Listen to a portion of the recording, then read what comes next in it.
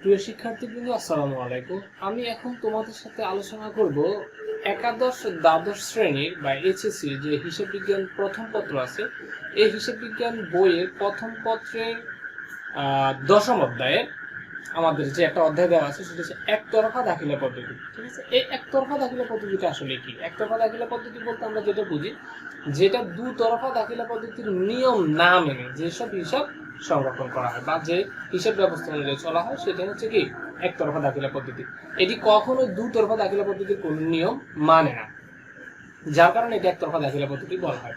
তোমরা খুব ভালোভাবে এটা জেনে থাকবে বা সবসময় শুনে থাকবে হয়তো এটা, যে একতরফা দাখিলা পদ্ধতি শুধুমাত্র এক মালিকানা ব্যবসায় বা ছোটখাটো যে ধরনের ব্যবসাগুলো হয় সেই ক্ষেত্রে একতরফা দাখিলা পদ্ধতিটা প্রয়োগ করা হয়ে থাকে, বা একটু কম শিক্ষিত ব্যক্তিরা যে ধরনের ব্যবসা প্রতিষ্ঠান করে থাকে ছোটখাটো ব্যবসাগুলো, আবার বড় শিল্প প্রতিষ্ঠান না, ছোটখাটো ব্যবসা প্রতিষ্ঠানগুলো যে করে থাকে বা এক মালিকানা ব্যবসা প্রতিষ্ঠান যেগুলো করে থাকে, একতরফা দাখিলা পদ্ধতি শুধুমাত্র সেই ধরনের ব্যবসা প্রতিষ্ঠানের ক্ষেত্রে প্রয়োগ হয়ে থাকে। এখন এই যে একতরফা দাখিলা পদ্ধতির অঙ্কগুলো করতে গেলে আমাদের খুবই গুরুত্বপূর্ণ কিছু বিষয় মনে রাখতে হবে, যেটা মনে না রাখলে আমরা কখনোই অঙ্কগুলো করতে পারবো না। এখন আমরা আগে প্রথমে জেনে নিই একতরফা দাখিলা পদ্ধতির নিয়ম বা একতরফা দাখিলা পদ্ধতির অঙ্কগুলো করতে আমাদের স্টেপগুলো কি কি। দেখো, প্রথম স্টেপটা আমি লিখে রেখেছি। প্রথম স্টেপটা হচ্ছে প্রারম্ভিক মূলধন ও সমাপনী মূলধন নির্ণয়। এখন এই প্রারম্ভিক মূলধন ও সমাপনী মূলধন আমরা কিভাবে নির্ণয় করব? দেখবা, যখন একতরফা দাখিলা পদ্ধতি অঙ্কটা দেওয়া থাকবে বইয়ের মধ্যে বা প্রশ্নে, সেখানে তোমাদের প্রারম্ভিক কিছু সম্পদ দিয়ে থাকবে এবং প্রারম্ভিক দায় দিয়ে দিবে, আবার সমাপনী সম্পদ এবং সমাপনী দায় দিয়ে দিবে। তখন আমরা কি করব? প্রারম্ভিক সম্পদ থেকে যদি প্রারম্ভিক দায়গুলো আমরা বাদ দিয়ে দিই তাহলে আমরা প্রারম্ভিক মূলধন পাবো, আর সমাপনী সম্পদ থেকে সমাপনী দায়গুলো আমরা যদি বাদ দিয়ে দিই তাহলে আমরা কি পাবো? সমাপনী মূলধন পাবো।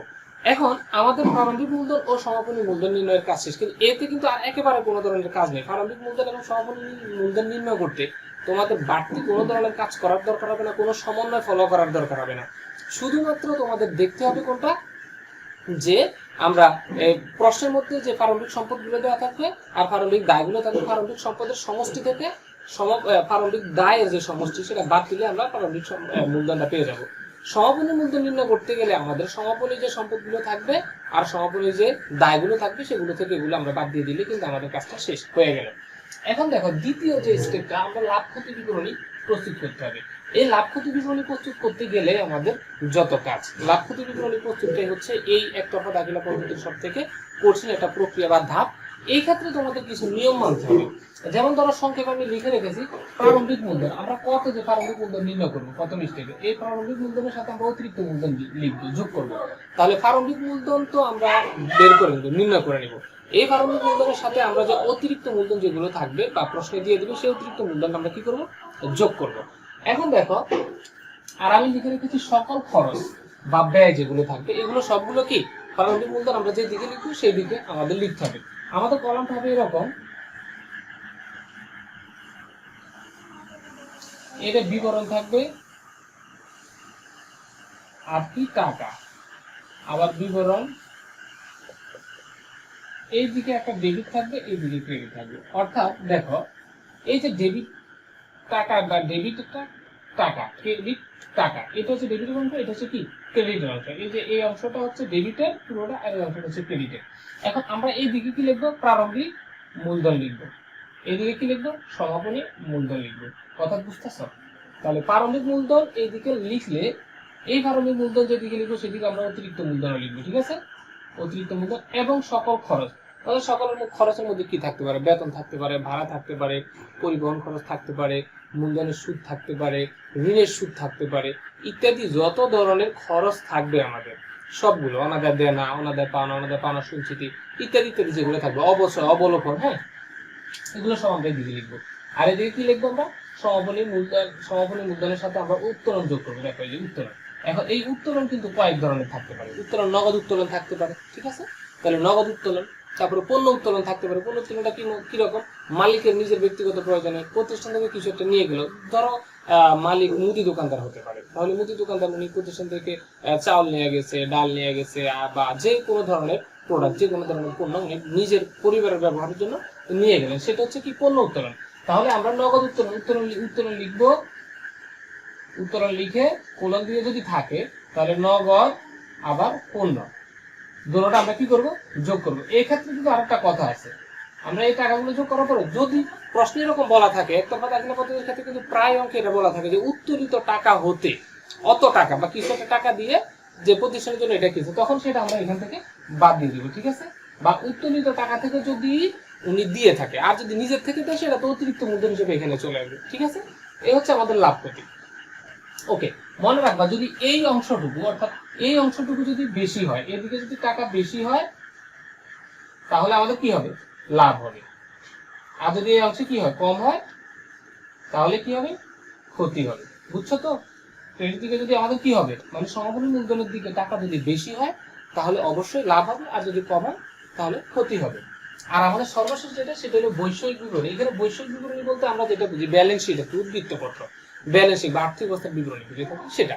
তাহলে ওইটা একই রকম, এরকম আমরা কলাম করবো, এইদিকে সম্পদগুলো বলবো সম্পদ টাকা বা দায় টাকা, অথবা তোমরা এরকমও করতে পারো, বিবরণ টাকা টাকা। তাহলে তোমরা প্রথমে সম্পদগুলো লিখবে, আর তারপরে সম্পদের টাকা সবগুলো লেখা শেষ হলে মোট সম্পদ, তারপরে দায় ও মালিকানা সত্ত্ব, এভাবেও করতে পারো। আমরা তো বিশেষ করে এখন এই ধরনের ছকই ব্যবহার করে থাকি বা কলম ব্যবহার করে থাকি, তাহলে এটাও তোমরা কি ব্যবহার করতে পারো। আচ্ছা যাই হোক, আমাদের কিন্তু অঙ্কের এই স্টেপ হচ্ছে কিন্তু তিনটাই, এই তিনটে স্টেপে আমাদেরকে পরীক্ষা দিবে। এখন প্রশ্ন হচ্ছে লাভ ক্ষতি হিসেব যখন আমরা করতে যাই সেই ক্ষেত্রে আমাদের আয় এবং ব্যয় নির্ণয় করার কিছু কৌশল থাকে, যেগুলো প্রায় স্টুডেন্টে ভুল করে থাকে। আমি এখানে লিখে রেখেছি, দেখো। প্রথমত মূলধনের সুদ, এই মূলধনের সুদ ধার্য করার ক্ষেত্রে কিন্তু আমাদের কিছু কাজ থাকে। যদি কোনো কিছু বলা না থাকে, অবশ্যই সুদের বিষয়ে যদি পার্সেন্টেজ দেওয়া থাকে বা সুদের হার দেওয়া থাকে কিন্তু নির্দিষ্ট কোনো ডেট দেওয়া নেই, তাহলে আমরা পুরো বছরেরই ধরবো, একদম শুরু থেকে শেষ পর্যন্ত পুরো বছরই ধরবো। কিন্তু যদি ডেট দিয়ে দেয় আমরা ডেট অনুযায়ী ধরবো, ওকে ফাইন। এখন যদি অতিরিক্ত মূলধন থাকে তাহলে আমরা কি করবো, অতিরিক্ত মূলধনের যদি কোনো ডেট দেওয়া না থাকে, একটু মন দিয়ে ভালো করে শুনো, অতিরিক্ত মূলধনের যদি কোনো ডেট দেওয়া না থাকে, নির্দিষ্ট কোনো তারিখ দেওয়া না থাকে, আমরা এবারে 6 মাসের সুদ ধরবো। আর যদি নির্দিষ্ট তারিখ দিয়ে দেয় তাহলে তো অবশ্যই আমরা সেই তারিখ অনুযায়ী ধরবো, ঠিক আছে। এটা হচ্ছে আমাদের কি মূলধনের সুদ গেল, মূলধনের সুদ ধার্য করার ক্ষেত্রে। স্থায়ী সম্পদের অবসরের ক্ষেত্রে, স্থায়ী সম্পদের অবসর আমরা ধরবো যদি স্থায়ী সম্পদের অবসরের ব্যাপারে আমরা যে হারটা দেওয়া থাকবে আমরা ওই হার অনুযায়ী ধরবো। যদি সম্পদ কত তারিখে ক্রয় করা হয়েছে সেটা দেওয়া না থাকে তাহলে আমরা পুরো বছরের অবশ্যই ধরবো। কথা ক্লিয়ার? ওকে। যদি দেওয়া থাকে যে অমুক তারিখে সম্পদটা ক্রয় করেছে, তাহলে ওই তারিখ থেকে শেষ পর্যন্ত যে মাসটুকু থাকবে, যে সময়টুকু থাকবে, সেই সময়ের জন্য আমরা অবশ্যই নির্ধারণ করবো। এখন প্রশ্ন হচ্ছে যে প্রারম্ভিক, যেমন ধরো আসবাবপত্র, আসবাবপত্র হয়তো প্রারম্ভিক আসবাবপত্রের ব্যালেন্সটা দেওয়া ছিল 50,000 টাকা, সমাপনীতে ছিল 40,000 টাকা। আমরা কিন্তু বুঝেই ফেলেছি যে এটা কেন হয়েছে, নিশ্চয়ই এই সম্পদ আমরা বিক্রি করে ফেলেছি। অথবা এরকম যদি থাকতে পারে যে সম্পদ 1 লক্ষ টাকা ছিল, পরে 1.5 লক্ষ টাকা হয়ে গেছে, 1,50,000 হয়ে গেছে, তখন আমরা ধরে নিব কি অবশ্যই কোনো না কোনো একটা স্থায়ী সম্পদ বা এই আসবাবপত্র কি করা হয়েছে, ক্রয় করা হয়েছে। এখন এই যে ক্রয় করা হয়েছে সেটা কত তারিখে ক্রয় করা হলো সেটা যদি প্রশ্নে অবশ্যই বলে দিবে। যদি না বলে দেয় আমরা ওই ক্রয় করা অংশটুকু, তাহলে আমরা বছরের প্রথমে পেলাম কত, 1 লক্ষ টাকা। এই 1 লক্ষ টাকার উপর আমার পুরো বছরের ধরতে হবে, ঠিক আছে নি, পুরো বছর। আর যে বাকি 50,000 সেটা যদি কত তারিখ আমরা ক্রয় করেছি সেটা যদি দেওয়া না থাকে তাহলে আমরা কি 6 মাসের ধরে ওটার সাথে যোগ করবো। এখন যদি 1 লক্ষ টাকা ছিল, পরে হয়ে গেছে 50,000 টাকা, এই 50,000 টাকা হয়ে গেল, তার মানে বুঝতে হবে এই সম্পদটা তো উড়ে চলে যায় নাই বা নষ্ট হয়ে যায় নাই, ফেলে দেয় নাই, কি করছে, নিশ্চয়ই বিক্রি করে ফেলছে। তাহলে কত তারিখে বিক্রি করা হয়েছে, ঠিক যত তারিখে বিক্রি করা হয়েছে তার আগের থেকে ধরা হবে। ধরো জুলাইয়ের 1 তারিখে, জুলাই 1-এ বিক্রি করে ফেলছে, তাহলে আমরা জুন পর্যন্ত দেবো, অর্থাৎ 6 মাসের অবশ্যই ধরবো এই 50,000 টাকার উপরে, আর বাকি 50,000 টাকার উপর আমরা পুরো বছরের অবশ্যই দেবো, ঠিক আছে, মনে থাকবে। তাহলে এই হলো আমাদের অবশ্যই ব্যাপারটা। এখন আসলে উত্তোলনের সুদ, এটা খুবই গুরুত্বপূর্ণ। এই উত্তোলনের সুদ নির্ণয় করতে গেলেই একদম শেষ, তালগোল পাকে ফেলে। এই উত্তোলনের সুদ নির্ণয় করা খুবই সহজ, আমি দেখিয়ে দিচ্ছি, ভালো করে বুঝে নাও। উত্তোলনের সুদ নির্ণয় করার জন্য 4টা স্টেপে কথা বলা থাকে। একেবারে জেনারেল একটা থাকবে, সেটা হচ্ছে কি উত্তোলনের সুদ 5% বা 10% বা 7%, যেটাই ধরো, শুধু এটাই বললো। আর উত্তোলন বলে দিলে এত টাকা, মানে বছরে সে এত টাকা উত্তোলন করছে, কত ধরো 10,000 টাকা, সেই বছরে সারা বছরে 10,000 টাকা উত্তোলন করে, আর উত্তোলন সুদ কত পার্সেন্ট, সাপোজ 10%। তাহলে তোমরা কিভাবে উত্তোলন সুদ ধরবা, সরাসরি এই 10,000 টাকা গুণ 10%, তাহলে 10,000 টাকা 10% কত, 1,000 টাকা। এটাকে আমরা কি করব, 2 দিয়ে ভাগ করে যেটা হবে সেটা আমরা লিখবো, তাহলে কত, 500 টাকা। মানে কি বুঝলা, এবারে 6 মাসের। যদি টোটালি এই ব্যাপারে উত্তোলন সুদের ব্যাপারে কোনো কিছু বলা না থাকে, কবে উত্তোলন করছে বা কিভাবে উত্তোলন করলো, কিচ্ছু বলা নেই, শুধু বলা আছে সারা বছর উত্তোলন করলো 10,000 টাকা, অবশ্যই উত্তোলনের সুদ 10% আরো ধরতে হবে, তাহলে তোমরা কি এভারেজ 6 মাসের ধরবা, মনে থাকবে তো, এভারেজ 6 মাসের। এখন যদি বলে প্রতি মাসের প্রথমে, খেয়াল করো, যদি বলে প্রতি মাসের প্রথমে উত্তোলন, তাহলে প্রতি মাসের প্রথমে উত্তোলন করলে দেখো অনেকে বলে এটা, তাহলে কত, প্রতি মাসে যদি প্রথমে উত্তোলন করে তাহলে এটাকে 5.5 দিয়ে গুণ করতে হবে। আমি বলি তোমাদের মনে রাখার জন্য আমি এভাবে একটা সূত্র তৈরি করে নিয়েছি যে প্রতি মাসের উত্তোলনের পরিমাণ ইনটু সুদের হার ইনটু কত, যদি প্রতি মাসের কি প্রথমে উত্তোলন করার কথা বলা থাকে, প্রতি মাসের প্রথমে, তাহলে আমরা কি দিব 12। প্রতি মাসের প্রথমে যদি উত্তোলন করে তাহলে আমরা কি লিখবো 12 লিখবো এই ক্ষেত্রে, আর নিচে সরাসরি 200 দিয়ে ভাগ করে দিব। দেখো এই আবার যদি প্রতি মাসের মাঝামাঝি, দেখো প্রতি মাসের মাঝামাঝি ওই যে উত্তোলনের পরিমাণটা এখানে বসবে গুণ সুদের হার ইনটু প্রতি মাসের যদি প্রতি মাসের প্রথমে বললে 13 লিখবা, প্রতি মাসের প্রথমে বললে 13, প্রতি মাসের মাঝামাঝি বললে 12 আর 200 দিয়ে ভাগ। আর যদি প্রতি মাসের শেষে বলে তাহলে ওই যে এই টাকাটা বসবে প্রতি মাসের টাকা, তারপরে প্রতি মাসে উত্তোলনের পরিমাণ ইনটু সুদের হার ইনটু কত 11 আর হচ্ছে 200 দিয়ে ভাগ। অর্থাৎ এটাকে যদি সংক্ষেপে আমরা বলি তাহলে প্রথমটা 6 মাসের হবে, দ্বিতীয়টা হচ্ছে 6.5 মাসের, আর তৃতীয়টা হচ্ছে 5.5। প্রতি মাসের শেষে যদি বলে 5.5, প্রতি মাসের মাঝামাঝিতে বললে, প্রতি মাসের মাঝামাঝিতে বললে কত 6, প্রতি মাসের মাঝামাঝিতে বললে 6, প্রতি মাসের প্রথমে বললে 6.5। ঠিক আছে, তাহলে আমি আবার বলতেছি, বিষয়টা একটু ভালো করে খেয়াল করো।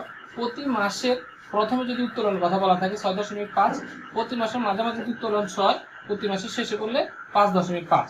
আর সূত্রে কি, প্রতি মাসে উত্তোলনের পরিমাণ ইনটু সুদের হার ইনটু 13 ডিভাইডেড বাই 200 মানে 200। আবার যদি প্রতি মাসের মাঝামাঝিতে বলে সূত্রে কিভাবে লিখবা, ওই যে প্রতি মাসের উত্তোলনের পরিমাণ গুণ সুদের হার ইনটু 12 200। আর যদি প্রতি মাসের শেষে বলে, প্রতি মাসের শেষে যদি বলে তাহলে ওই যে প্রতি মাসে উত্তোলনের পরিমাণ ইনটু সুদের হার ইনটু 11 ডিভাইডেড বাই 200। এখন সর্বশেষ একটা থাকে, এটা খুব কম থাকে কিন্তু থাকে অঙ্কের মধ্যে, সেটা হচ্ছে 2 মাস পর পর বা 3 মাস পর পর যদি উত্তোলন করে। ঠিক আছে, 2 মাস পর পর বা 3 মাস পর পর তিনি উত্তোলন করছে, কতবার উত্তোলন করছে, 2 মাস পর পর উত্তোলন করছে, ধরো সাপোজ বলে দিচ্ছে 2 মাস পর পর তিনি 5 বার টাকা উত্তোলন করে। তাহলে এই ক্ষেত্রে নিয়ম হচ্ছে যতবার বলা থাকবে তার থেকে 1 বিয়োগ করে 2 দিয়ে বার। ধরো এই যে 5 বার বছরে বা 2 মাস পর পর তিনি 5 বার টাকা উত্তোলন করে, 3 মাস পর পর তিনি 5 বার টাকা উত্তোলন করে, এরকম যদি বলে বা 6 বার টাকা উত্তোলন করে, তাহলে আমরা কি করব, এই 5 বিয়োগ 1 বিয়োগ 2 এটা দিয়ে দেবো।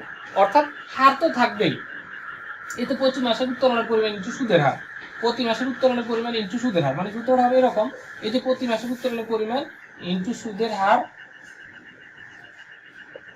ইনটু, তাহলে কত হবে, যদি 5 বার বলে তাহলে সেখানে পাবো 4 আর নিচে 2 দিয়ে আবার।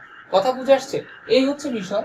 তো আমাদের এই যে মনে করো একতরফা দাখিলা পদ্ধতি নির্ণয় করতে আমাদের যে গুরুত্বপূর্ণ বিষয়গুলা সব থেকে বেশি প্রয়োজন হয়, খুঁটিনাটি যে জিনিসগুলো থাকে সেগুলো আমি তোমাদের সামনে উপস্থাপন করার চেষ্টা করছি। হতে পারে সেখানে তোমাদের জন্য উপকারী কোনো কিছু তথ্য এখানে থাকতেও পারে। যদি তোমাদের এখানে উপকারী কোনো তথ্য থেকে থাকে বা আমাদের ক্লাস থেকে তোমরা ন্যূনতম উপকৃত হয়ে থাকো, আমার এই চ্যানেলটি অবশ্যই তোমরা সাবস্ক্রাইব করবা। এবং পরবর্তী ক্লাসে আমি তোমাদেরকে দেখাবো কিভাবে একতরফা দাখিলা পদ্ধতিকে দুতরফা দাখিলা পদ্ধতিতে রূপান্তর করা যায়। সুতরাং আমাদের সাথে থেকো, আমার চ্যানেলটি সাবস্ক্রাইব করে পাশে বেল আইকনটি ক্লিক করে রেখো, যেন পরবর্তী ক্লাসটি তোমরা যথাসময়ে পেতে পারো। সবাই ভালো থেকো, সুস্থ থেকো, আল্লাহ হাফেজ।